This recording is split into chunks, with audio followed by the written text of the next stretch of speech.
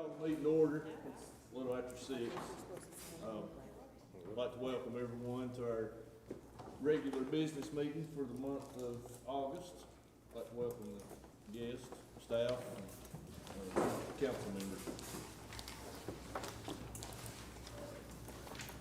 We'll go ahead with the item number 1. Everybody had a chance to look over the agenda.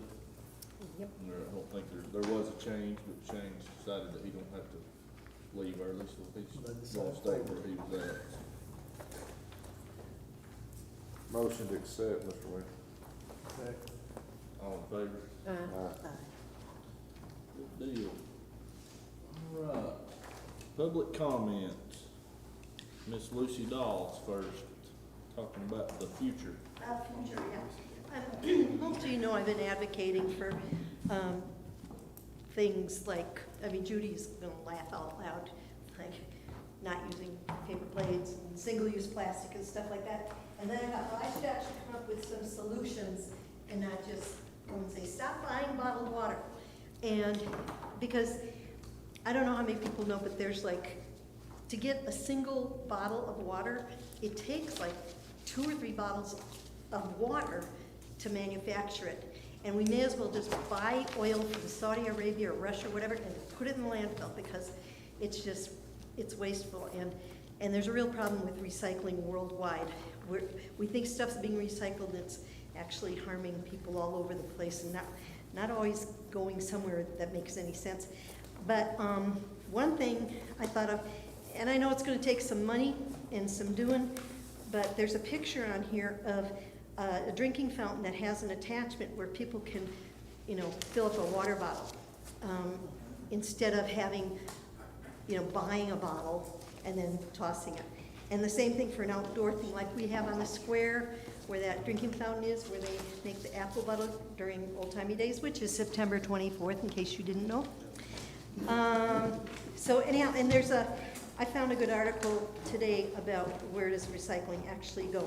And another thing, I hadn't come to town council as regularly last year as I started back again. But one thing, if I'd known that it was, you guys, that Area C was gonna be available, I would have totally jumped on board and got a committee together, whatever, to make Area C a support for town center events. So we're not making people, feel like they're doing their best by bringing in things that are gonna get used once and thrown away. Commercial kitchen, that's kind of an aside, but, commercial washing machine for the linens, flatware, plates, cups, mugs, whatever, that people can say, hey, I'm renting your town center, and as long as you got all this good stuff, let's rent this too. And I don't know how that all would work, but I think it would create jobs and make less stuff for Corbin to haul out to the dumpster in the long run. And the other thing, and I know Grace has talked about this too, is the tree thing. I was sick when they cut down that beautiful, healthy, mature maple in front of the courthouse to put up, I think it's the Constitution and the Declaration of Independence, which we all learned about in school. That was the best place to sit down and cool off during the craft fair, and it's gone. And we have something that is in our school books and should be in our heads and our hearts. And I know that's a county thing, but man, that kind of stuff hurts. And the other thing is the trees on public property. Uh-oh, am I up? Okay, all right. So please don't cut down trees that belong to everybody. Thank you. Thank you, Lucy. All right, Mr. Danny McIntosh, more water. We don't need any more from the sky right now, Danny.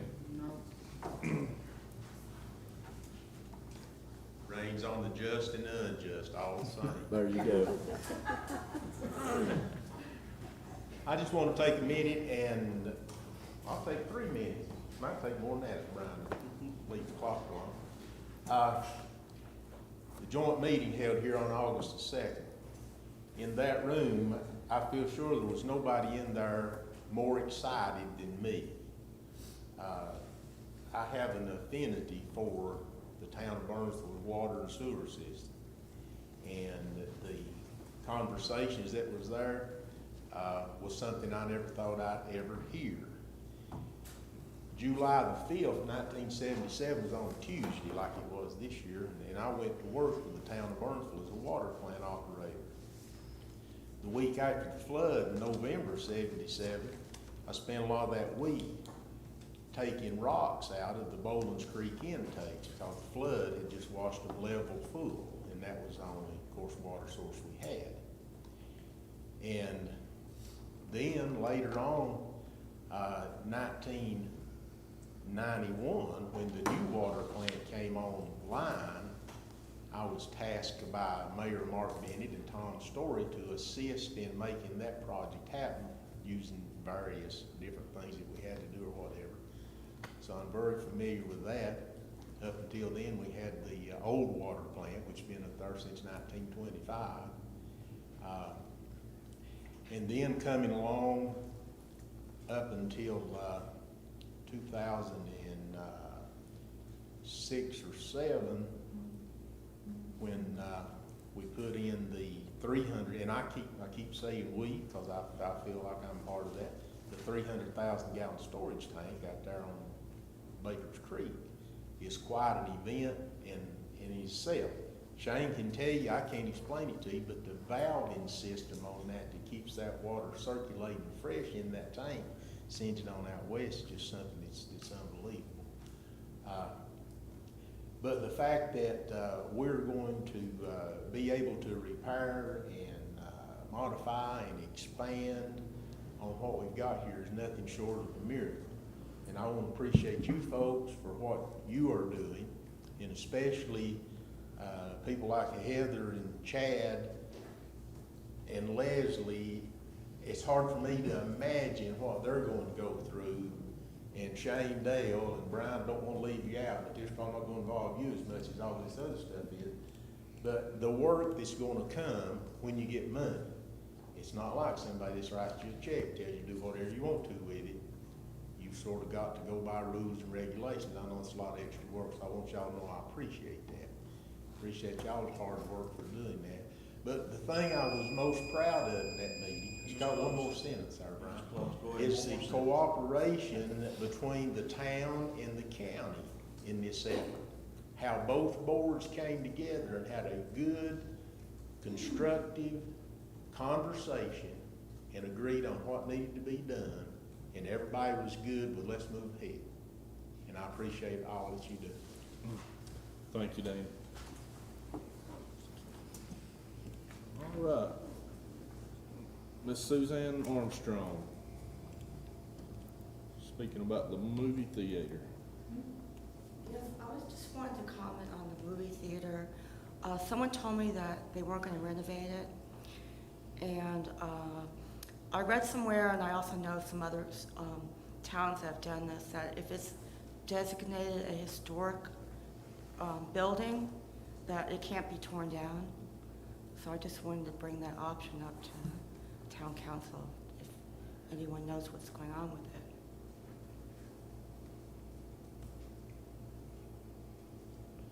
We just know it's been sold, and it's private ownership now, and I think the owner has plans, but they've not been submitted to the town. Okay, well, that's just something to think about in the future, that if it's a historical designation, that it can't be torn down or changed. Okay, thank you. Thank you. All right, that wraps up the public comment section.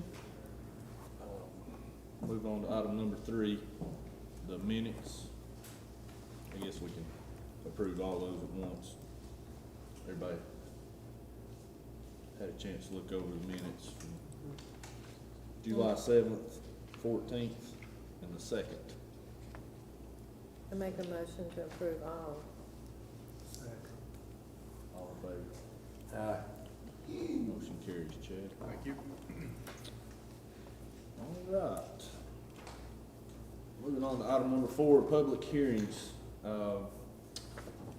Under item number A, we have a zoning map amendment, and Brian, I guess, will give us a staff report on that. Yep. We have an application from Mr. Norman Rayback, Mr. President, for a change of zoning designation or zoning map amendment for his property that's at 131 North Main Street. This property has been used at least since 1984, off and on with commercial uses in the lower section, but the property itself is currently zoned R10, or our residential district. I approached him about some issues with that, having commercial uses within a residential district, and he, after that, has applied to have that designation changed. This has went through the planning board. They voted unanimously to recommend changing that designation, making that map amendment. The property itself is 0.74 acres. It sits basically directly across from the fire department, so everyone kind of know what we're talking about. It does have residential on the upper floors currently, but again, the designation of C3 being our, with the way our zoning map works, sort of our buffer district between the downtown area and our residential area, seemed to make the most sense.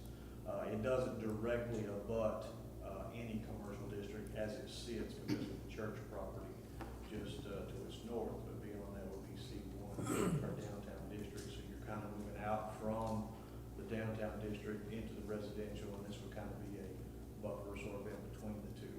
So he's made this application for the board to consider making this map amendment and changing that designation from R10 to C3. Thank you, Brian. I have a motion to open the public hearing on the zoning map amendment. I'll make that motion. I'll second. All right. We have two individuals that signed up to speak on the zoning map amendment. That was the first one is Danny McIntosh.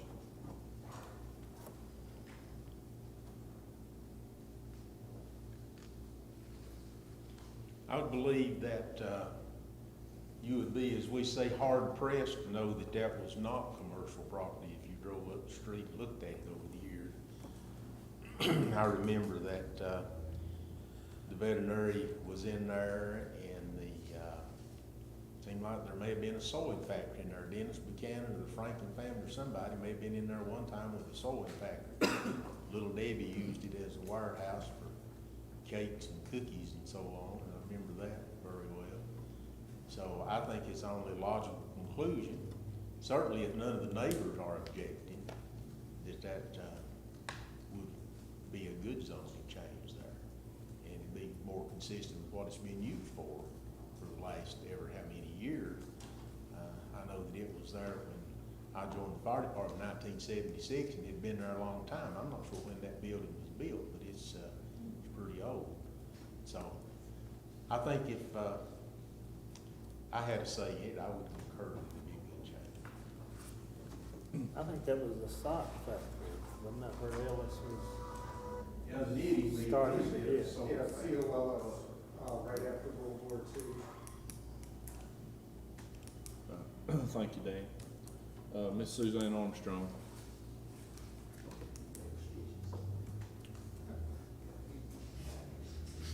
I'm very familiar with that building, and I think it'd be a perfect place for commercial. And I think the upper area would be great for art studios. And it's a beautiful building, all the bricks. And so I'm for that change. Thank you, Miss Armstrong.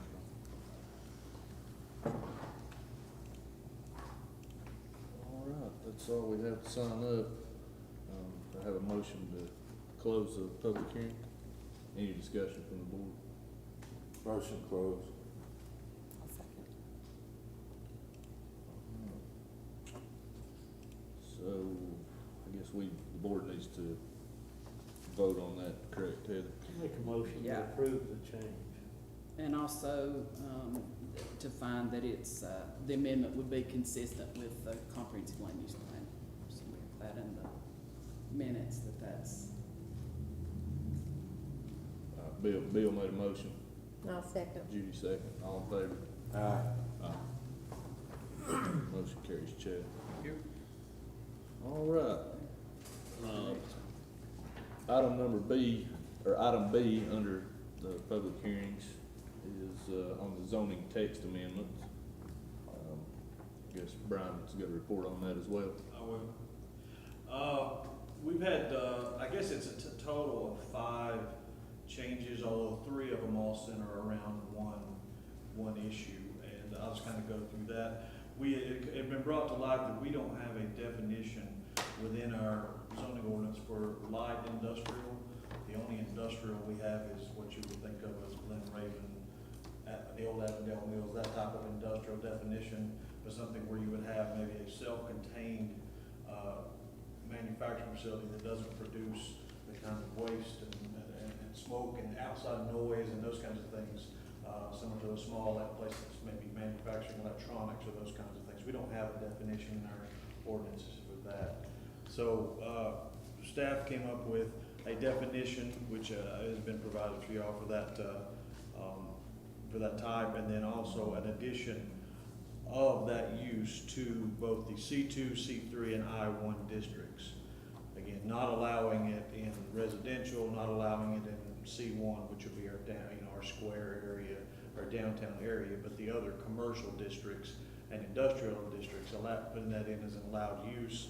And then also the third part of that being a couple additional design standards to go along with that, mostly having to do with ingress and egress, making sure that, sorry, I usually speak plenty loud, making sure that they, as the properties are developed, they have, a good traffic flow. It doesn't interfere with the traffic on whatever street they are, so they have an inflow and outflow of traffic within that. Those are those 3. And then another change that was recommended and was the change to multifamily. Our current definitions have a small multifamily and a large multifamily structure definitions. Large would be your apartment buildings, those kinds of things. Smaller would be like triplexes, quadplexes, townhomes, those kind of things. It had been brought to our attention by developers that implying design standards, the full Section 8 design standards to those smaller developments was cumbersome, whereas keeping those in place for larger developments, apartment buildings, large developments was still appropriate, because the break point is at 4 units or less for multifamily. So that was the other recommended change, was for those smaller developments, excluding them from the design standards. Still have to be built to building code and all those additional standards that we have in there for like commercial businesses for those smaller residential homes.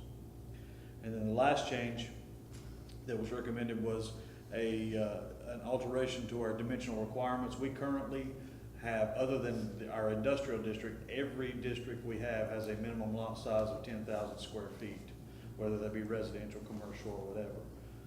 In doing some research, we're one of the few around small towns that actually have any regulation at all for minimum lot size in commercial districts.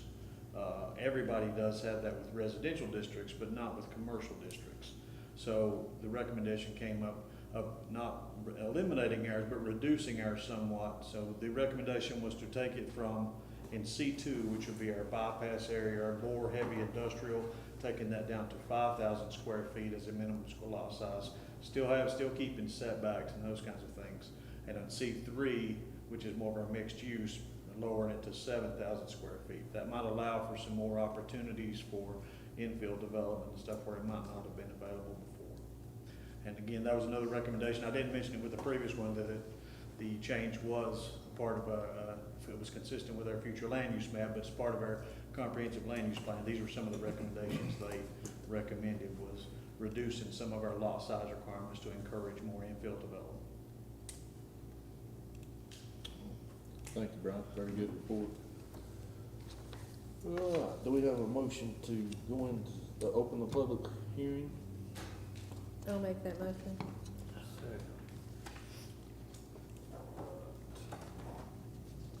Have one person signed up.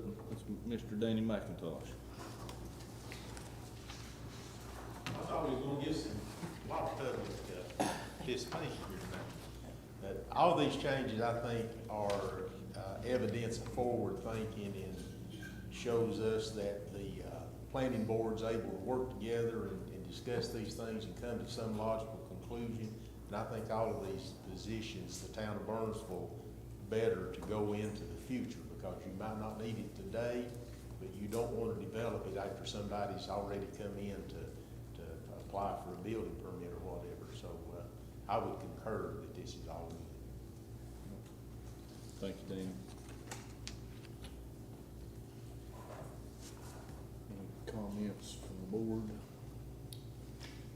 Judy? Nope. I have a motion to close the public hearing. I'll make that motion. All in favor? Aye. All right. So we can vote on it, Tonight, yeah. but it just one vote for Yes, all the, yes. for all the text amendments. All of it are contained in one amendment, all Okay. the different Thank you, Ed. amendments. So we have a motion to approve these text amendments as Brian stated. I'll make that motion. I'll second. All in favor? Aye. Motion carries. All right, that wraps up our public hearing section. We'll move, we don't have any presentations under item number 5, so we'll move on to Ms. Hockaday with the manager's report. I'll try to be brief as best I can. We've got a lot going on, As Danny has already mentioned, we have received some news. I've received the official letters yet from DEQ, but I did listen in to the State Water Infrastructure Authority Board's meeting last month on July 13th and 14th, where they discussed our applications. They discussed almost 700 applications and voted as to who they were going to approve funding for in the spring funding cycle. We were approved, all 5 of our projects, for ARPA grants through the Department of Environmental Quality, which is great news because they're no match, and they also, don't require us to borrow any money. We had 5 applications, and as you'll remember, one of them was to convert a loan that we had for some repair work and rehab up at the water treatment plant. That was a $1.3 million loan, and they've now converted that into a grant. So in total, we will be receiving $12,169,494 in grants for these various water and sewer construction projects. So we're really excited about that. In addition, Danny mentioned our joint meeting with the county, and the county was allocated in last year's biannual budget from the state, along with an amendment to that budget during this short session this year, $16,050,000 in direct allocation. It will pass through DEQ, but for water and wastewater treatment improvements. So we're excited about getting that process started. I was in a class all day yesterday with the school of government, and Danny's right, there's a whole lot to it. But we feel like this is the first step in finally getting a lot of things repaired that have definitely been a long time coming. And I certainly want to commend the staff for all the work they've done, and Shane and his crews. It's tough to come to work every day when you know something is going to break, something is messed up, something is not right, people are going to be mad, yelling, screaming about it, and you don't have any way you can really fix it. And so we're hoping now, at least the worst of it, we can get that fixed, and I think that's going to do a lot for everybody's morale. Can I interrupt you just a second? You commended the staff. I would like to commend Heather on what she's done, because without her, a lot of this wouldn't have happened. So I'd like to commend you on your efforts through this on behalf of the board. Well, thank you, I appreciate it. Moving on, we've got our Community Development Block Grant Infrastructure Grant for $2 million to make repairs on the west interceptor, sewer interceptor, going from the west top of the hill down to the sewer plant. I talked with the engineer today. He updated me to say that they're in the design phase now. You'll probably be scheduling a meeting with Shane and myself next week to talk about where they are in that process, but that's moving along. And they feel like they're on track to meet all of DQ's design submittal deadlines, so that's good news. FEMA, we received notification this month that our grant funding from them and the state Department of Public Safety was obligated for all of our submitted projects. You know, we've got the 2 culverts at Azalea and Meadow Road, and we've got the issue over here at the end where Reservoir and Bowditch meet, and then some damage that was up at the maintenance shed area at the top of Azalea. So right now, we're in the process of having conversations about engineering and design needs for each of those projects. Once we get that figured out, then we'll be ready to bid those projects out for construction. I did make a request at the end of July through High Country Council of Governments. The State Association for Council of Governments had some money available for disaster recovery for localities all around the state. We asked for some funding to help us with management of the grant, the projects, as far as administrative management, because there again is a whole lot of paperwork and process that has to be gone through to get this fund. Everything's on a reimbursement basis, so we have to pay it out, and then we have to show them proper documentation for them to reimburse us the funding. We want to make sure we get that right. Corey Osborne submitted that request on our behalf, and I talked with him today. He's looking to hear something soon about that. So hopefully that'll give us some more money, and either a COG staff member like himself or a private consultant can be paid to help us navigate all that and make sure we've dotted all our I's, crossed all our T's, get all our funding. The next project I have is the North Main building renovation project, the old fire department project. You know, App State students did a great job on the schematic and conceptual design. It's a really good project for both them and us. At a very discounted price to us. That amount of work would probably have been somewhere in the $25,000 to $35,000 range if we had privately contracted with an architect for that. The program itself, I think, has gotten some new leadership at the very top, at the dean level. They are on hiatus, I think, for about a year to try to figure out where they're going with that project, with that program. And so, you know, we had engaged them for the design, concept, schematic part to get what they have done for us ready for permitting and bidding. You know, we're going to need some additional architectural design work.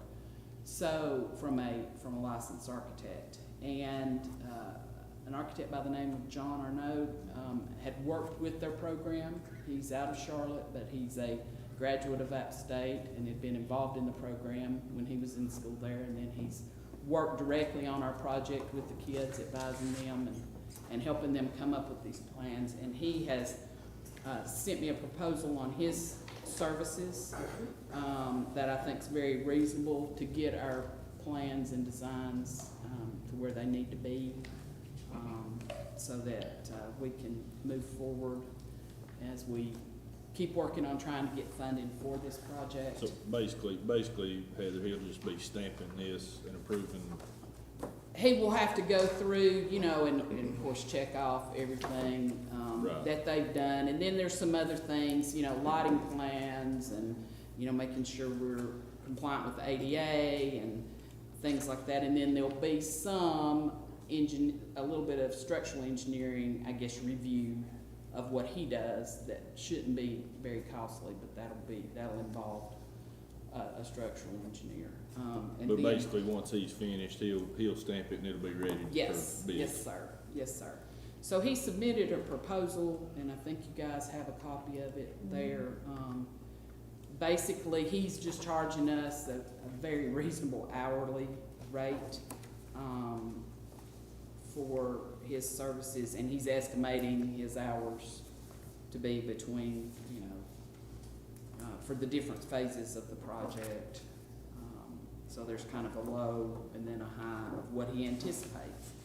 And what I'm really looking for is just authorization from you all to, enter into an agreement with him in that price range, to get this work done. Leslie and I have discussed the budget, and she has a budget, well, it's not really an amendment, she's basically just having to move some line items around. We have some professional service money on both sides, water and sewer, and then general fund. Since this will be a multi-purpose building, we can assign costs to each side. So she's prepared, to present that to y'all in her presentation later on. But I just need authority to move forward with him and get this thing buttoned up.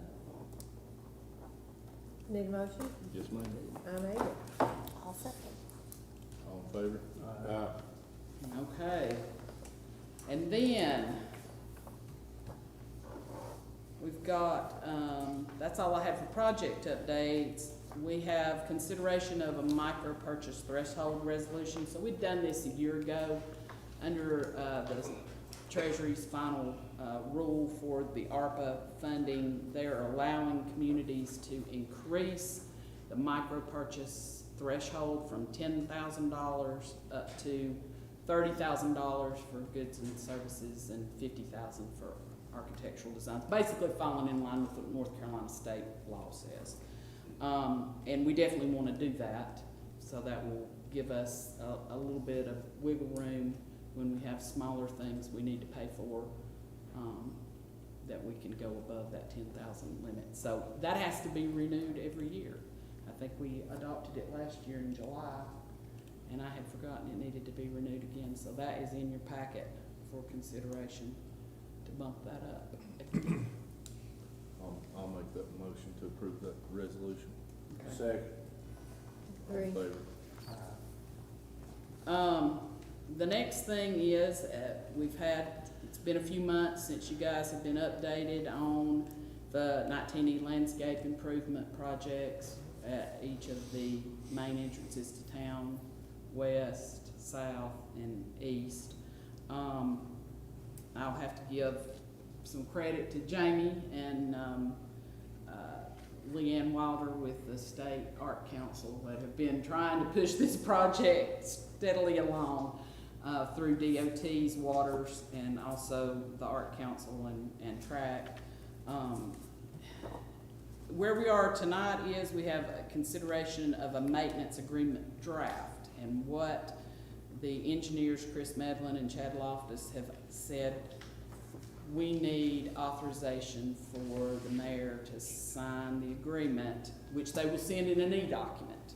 But what you have before you, if we don't have any changes, will be basically after 1 year of the plantings, the town will take over the maintenance of those beds. They did remove any plantings from the small medians, and those will remain grassed, and DOT will take care of that maintenance on their mowing schedule. So this would just be for the plantings at each entrance. And like I said, we've got a year to plan for how we're gonna handle that, if we're gonna do it in-house, or if we're gonna possibly contract. I know the county has a contract for the mowing and stuff that's outside, so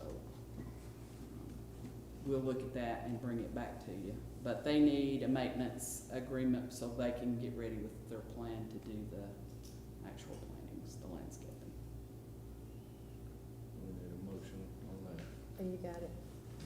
Second. Okay, so the second part of that is, in addition to the telescope that is down there, they have redesigned, and I think you got in a Chad sent everybody out the new design, for some additional gabions, using the additional glass that was left over from the telescope project to finish out the public art installation. You know, I got the encroachment agreement, and as I was reading through it this morning, I had some questions. I sent an email to the Arts Council. They've sent me an email back. I really think we need to wait on finalizing that until I see what the construction contract contains, because the town is not contracting to construct that public art. It's a contract between the artist, the contractor, and the Toe River Arts group. And there's gonna needs to be some language in there that if, you know, the town's going to take, I guess, responsibility for it afterwards, that the installation is done correctly and that sort of thing. So I'm still in discussion with them about that, and it is my fault that I sent them emails this evening, and they got back to me, but they don't have their agreement with the contractor, the artist, yet done. So I need to see the finalized agreement before I can really advise y'all to enter into this encroachment agreement. Back to the landscaping just a little bit. Okay. I remember when we first did this, or when they first talked about it, that what they were gonna put in would be low maintenance. They're gonna try to do, you know, And all that's still the same. I think Okay. they've researched the plants they're gonna need, you know, just rainwater. We're not gonna have to have an irrigation Right. system. It's gonna be low maintenance. A lot of some rock structures that are Yeah, like zero maintenance. that sort of thing. I Okay. mean, I think it's minimum grass and mowing from what we saw in that area. You know, it's mainly gonna be really planted out with different types of grasses and flowers and trees, okay. that sort of thing. I just wanted to make sure that was still. One thing too that we talked with them about, Shane and Heather and myself were on a call with them, was about not, you know, especially on the east side where we've had so many issues down there with, with utilities, is not getting to where Shane's guys can't get in there Right. and do what they need to do, and they said they would really work around that, so. Okay. We Yeah, don't wanna have a pretty, art structure down there and Shane have to dig right through the middle of it. yeah, the we're next- trying to the next avoid all day. that. So there's kind of two ways we can go on this encroachment agreement. You all can authorize, I think it was set up for myself and the mayor to sign, us to sign it once the kinks are worked out about the contracting, or we can table it until the September meeting. I think from the Art Council's perspective, they have this state funding that they have allotted to this project, but it goes away in November. So they want to get this ball moving, you know. And I think DOT is basically saying, you can't come and put some kind of a physical structure or facility on our right of way until you've signed an encroachment agreement saying that you're gonna take care of it, and if it, you know, be liable for it and that sort of thing. I don't think we wanna hold them up, but I mean, we could vote on it with the understanding that We're okay with the agreement. Heather works the kinks out of it Yeah. prior, and that way we don't have to wait till next month Right. if they need to move forward with it. So however you need to word that, Well, if Chad, that- in the minutes, but If y'all wanna If make a everybody in motion for agreement that. with that. I'll make the motion, I'll make the motion that we give Heather the authority to look over it, and if it's right with her, we go with it. second, all in favor of that? Yeah. Okay, and the last thing I have is the tax report. Of course, we're coming on September, getting ready to send out our tax bills, which makes us smile, no Beth, or not smile. What was the next thing?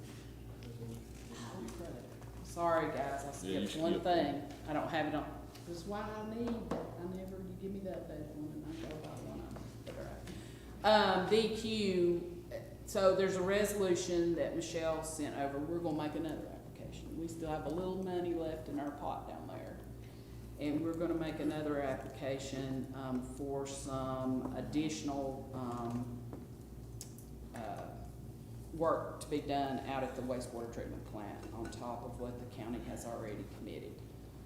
There's about 2.8 million left. That's a possibility. This is a competitive grant process. I can't guarantee that we'll get that money, but we have had discussions with the unit chief with DEQ, and he said, you should apply. It's there, you should apply for it. So there's a resolution that Michelle sent over, basically just authorizing us to make the grant application.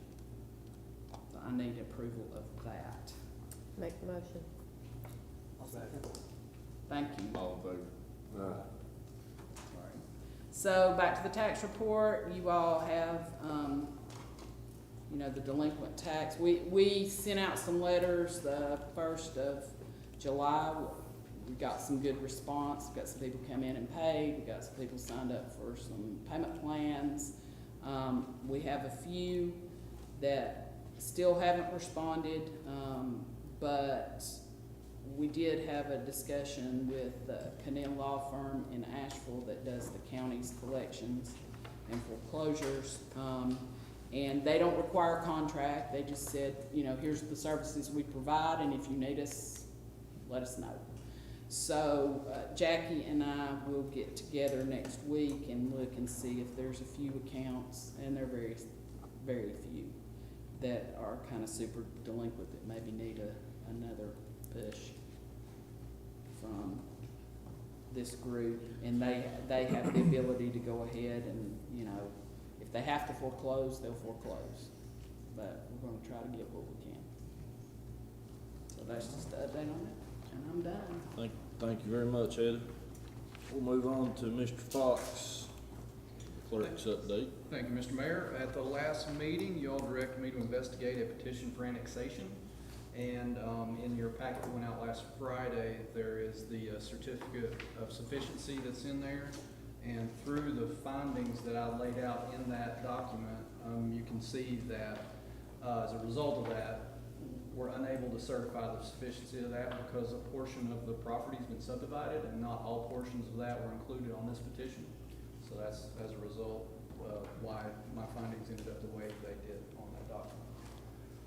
And I don't know if you wanted to add anything. I'll just say that this petition came about as part, there's a development outside the city limits, a housing development proposed by a nonprofit entity, and they, as part of their application for extended water and sewer service, our ordinance requires that they file a petition for annexation. But as Chad said, it doesn't meet all the statutory requirements because there had been a portion of the property subdivided off, and they had not, that new property owner had not been included in the petition. And I've had some conversation with them very recently, and that is not, annexation is not a holdup one way or another to them doing the project. So, and Shane will talk to you about the fact that, you know, as far as the water extension goes. So, look at that application as well. My next item is in regards to the West Main Sewer Interceptor project. To be compliant with CDBGI projects, we need to do a self-annual or a semi-annual self-report. And so I need to read the following to our council for that project. There have been no Section 504 Americans with Disabilities Act complaints to the town during the last 6 months. There have been no fair housing complaints to the town during the last 6 months. And there have been no limited English proficiency translation requests in the last 6 months. And my third item is with the bike and pedestrian plan update. They sat up at the crafts fair, had a table for folks to come by and do a public engagement. As soon as they got everything up, they had folks stop by and talk, and I think they were really surprised by how much interaction there was with the public and how much feedback they got. They've also had the survey up, and it's on our website, and it's been on the local media about this same project, giving people an opportunity to fill out a survey and offer some feedback. And prior to them arriving on Friday, they were really pleased at how many people had already participated in the survey. So they're getting some good feedback from everybody, so hopefully we'll get a more complete, well-rounded document because of that. And And that's then all the I have. sky, and then the sky's the Yeah. Thank you, All Chad. right, thank you. Miss Leslie? Okey dokey.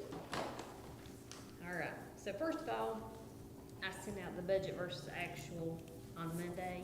It was very, I mean, it's very low key, because it's very early in the year, and I done a new graph. Randy has told me he just thought it'd be easy just to glance at it. The only thing is that it was just kind of low, and community promotions stuck out, because the first of the year we pay out those community promotions. And then, did anybody have any questions? Also, workers' comp's kind of big, because we've already paid all that out too for the year. Then we'll move on to the ARPA money, the project ordinance. Heather and I are working on this now, and this is basically just to tweak the original one, because now the numbers are set for what we are reimbursing, since it was the end of last year. You know, now I can look back and just actually put the for sure costs in. And so we've done well. I ended up just balancing it with part of one of the reserve officers that works, you know, every weekend. But we just need to This is amend on, this. not to confuse this with the grants, we have Yeah. so many ARPA money things, but this is on what every community Yeah. in the country got their allocation. So the town of Burnsville got $524,000, and we have to take that in. Our project is, we took the standard allowance that was allowed by Treasury's final rule for anybody who got under $10 million, and then we were allowed to basically swap that money into public safety salaries and benefits, and then the money that would have been spent on that becomes a surplus in our budget. So, Yeah, you remember last year we actually budgeted for it in the water, and then we took it back out at the amendment, so that's all this really is, it's just that. And we've actually received both payments, and so we've got the 524 now. we can use that for any general governmental services. Do I have a motion to Yes. approve that project ordinance amendment? I'll make the motion. second. All in favor? Agree. Okay, thank you. Next, I've got this line item transfer, I brought it around. It's just a lot easier to follow on this. I typed it out on this as well, but this is just the easier version to explain. And you can see that there's no real adjustments in revenue, and so it's all just down here. So, under the expenditures, I'm decreasing professional services in the administrative department and building maintenance by 12.5, and then adding this line of renovation to 118 North Main. And then on the 30 fund, I'm decreasing professional services on the water and the sewer side by 6250, and making that new line for renovation of 118 North Main on that side and increasing that by 12.5 too. Okay. Do I have a motion to approve that? I make that motion. All in favor? Thank you all. All right, thank you, Heather, or Leslie. So Shane said that he might have stayed all night, so I'm just gonna let him go. I know you caught me off guard because I was like, Well, you were item number, 44. four. I've changed around a few times. I know, so we'll go ahead and let you go before Mr. Howe. I guess what I need to talk to you all about is, like you heard there with Chad's presentation about the consideration of water extension into the Sawmill Hollow area there for the development. And that property is gonna have about 27 one and two bedroom houses, which each one of them would be about 240 gallons a day. Roughly all that comes up to be about 6,500 gallons a day. I think that we would have no problem supplying them with the water that they're asking for.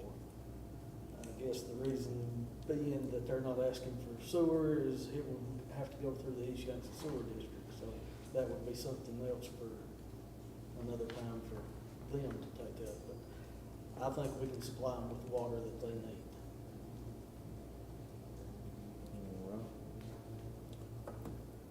We don't need to take any action on that, do we? The ordinance doesn't require it, we're just letting you know. Is that all you have, Shane? All I have. That's not even any bad. It's not. It's not to slide through another radar. Nothing's broke, we don't, Well, we won't go we're not there. gonna have to spend. Lightning and water and all kinds of that stuff don't mix, but anyway, we'll get through it. Thank you, Shane. We'll move on to Chief Hal.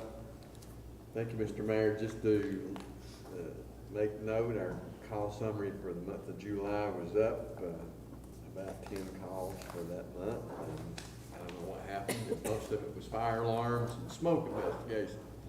Everybody around town must have decided to burn their brush pile as much as it's rained. So we've been sending out quite a bit to check out smoke. So that accounts for some of the increase in call volume. On the operations side of it, we had visitors this month to the fire station. The folks at Burnsville Elementary, who had their summer camp program, brought 3 different classes up there, and they had a little tour of the fire department and some fire education training. Ended up being about 90 kids came through, so we had a good opportunity to visit with them, and they seemed to enjoy it very much.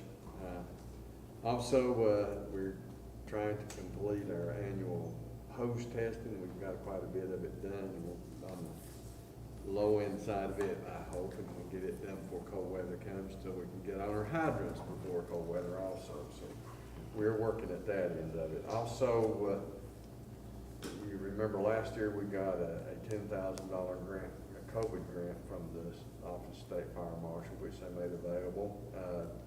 Got notified last week the supplemental grant program, which they made available for $35,000. They opened it back up once again for applications, and so I applied for that, and that one is a no-match grant, and it appears all you have to do is apply for it to get it, so hopefully that's coming in too. So application's supposed to be in by the last of this month, so I don't know when we'll hear from it. That's about where we are. Thank you, Niles. Yes. All right, moving on to Chief Buchanan with police report. Thank you, Mr. Mayor. Passed out our activity log for the month. We survived the crash fair even with the monsoons that came down, and no real incidents there. I do appreciate Chief Howell and also Emergency Services. I want to call out to them for the additional barricades, additional help that they provided. We're getting a better situation with our barricade. We still have some tweaking to do maybe before next year. We saw some opportunities to improve a little bit more with some of that, but we're trying to make it as safe as we can for all the participants and vendors. The training that I mentioned last time did happen. I think we had 6 full-time officers out of the 8 be able to participate in the active shooter training. That was 3 days that was put on by Malin. Had a lot of positive feedback about that. And the last thing I have is with the police department's road closure ordinance. If you remember the last time I brought up, the sheriff's department is wanting to partner with PATH to do a back-to-school bash, I think it's called. It would be next Saturday, 8/20, and y'all approved that event. We got the approval back from DOT to close just that northwest corner of the square. So we would need, as part of our process, for y'all to make a motion to vote on passing an actual ordinance closing the road for that period of time. It's 10 to 2 on that Saturday. But this is an event for the kids before they go back to school, I guess, on Monday. I'll make that motion. Second. All in favor? All right. Thank you, Brian, for Thank that. you very much. And then as far as under zoning, I think we've kind of covered most of what we had going on in the first part of this meeting, with over the zoning issues we had. Thank you, sir. All right, Mr. Corbin. So, last month, we had a really long stretch with 27 events, which was pretty good. It's most events we've had in 1 month in a while. And then, so coming out of July, going into August, we had the craft show, as we know. That was really good over here. We had quilters in the auditorium for the first time in a while. And then our side rooms and bathrooms, of course, were open up to the public, so we had a lot of foot traffic during the craft show. Not a whole lot going on. We have 23 events this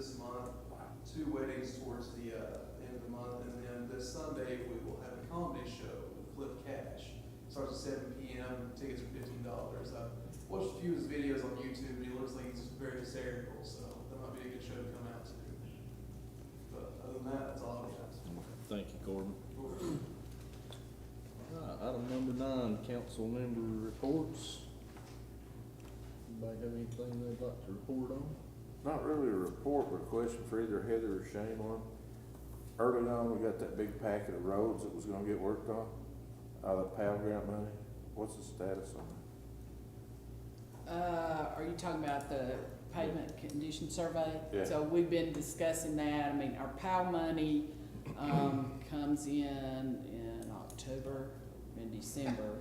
Well, you can't pay. Right, well, yeah, but part of the, I guess, the supplanted ARPA funding, we're Oh. talking about where we can best utilize that, and we're just trying to get projects, scopes of projects out, but, That rain yesterday showed yeah. west, or east Main's just a mess on the drain. It looked like a river. Yeah. So we're working on that. Anybody else have anything? I know the ABC had published in the paper for the construction bid, and only one person bid on it, so we had to put it in the paper again, and this time, if there's no other than that one, I guess the one gets it for the construction bid. All right.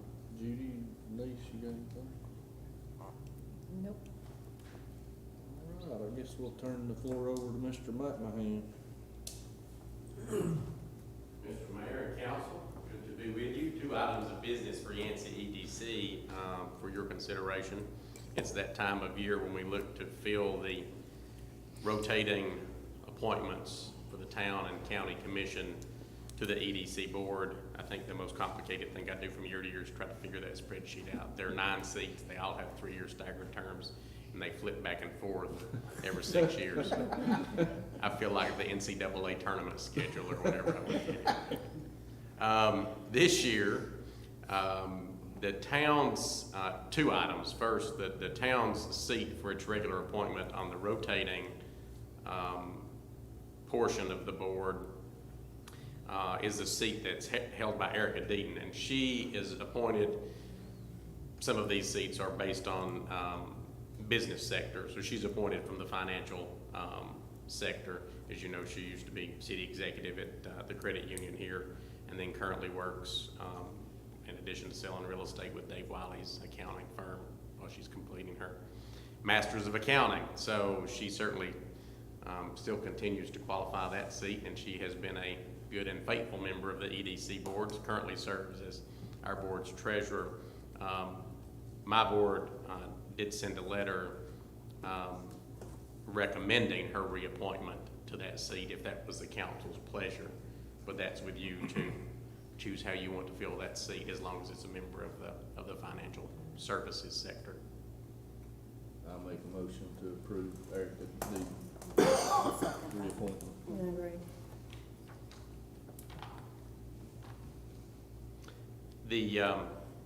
The other item, as I'm sad to say, that Judy Buchanan, who she and Jill have been the longest serving member since I have been EDC director, as the town's appointee, and she's done a fabulous job. Thank you. As well as on the council all that time. But she, I think, is stepping off. She shared with our board. So I want to first of all say, Judy, thank you for all the time that you put in and the work that you've done and your leadership as the town's representative through some interesting times for economic development in Yancey County, and I really do appreciate your service. I'm gonna miss you, but it was time, so. I'm gonna miss you, but. Yeah, I miss all the secrets that I couldn't tell. You can tell them all now. Yeah.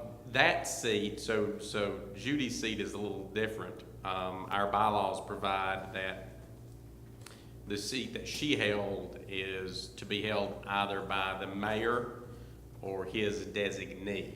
That's what our bylaws provide. However, the mayor wants to handle that and advise with, I guess you consulted with town Yeah, manager, well, council, I and consider the my- council and the council.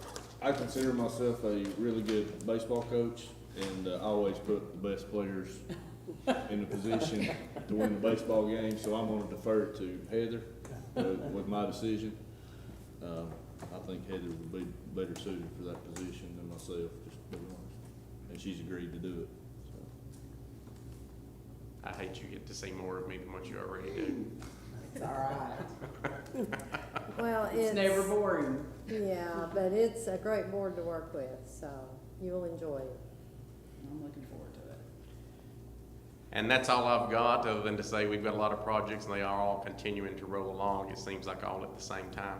So unless you guys have any particular questions for me, that's all the time I'll take up. You from know, you this I would like to say thank you to you. I didn't mean to leave you out a minute ago. I know you're a key role player in this money that we're receiving, and I don't want you to go unnoticed. I mean, everybody in the room knows that you're key, but I wanted to. You're welcome. I would just, I appreciate you. to Danny's point, you know, I think this board and the county commission coming together and having such a productive, positive conversation, some communities don't experience that.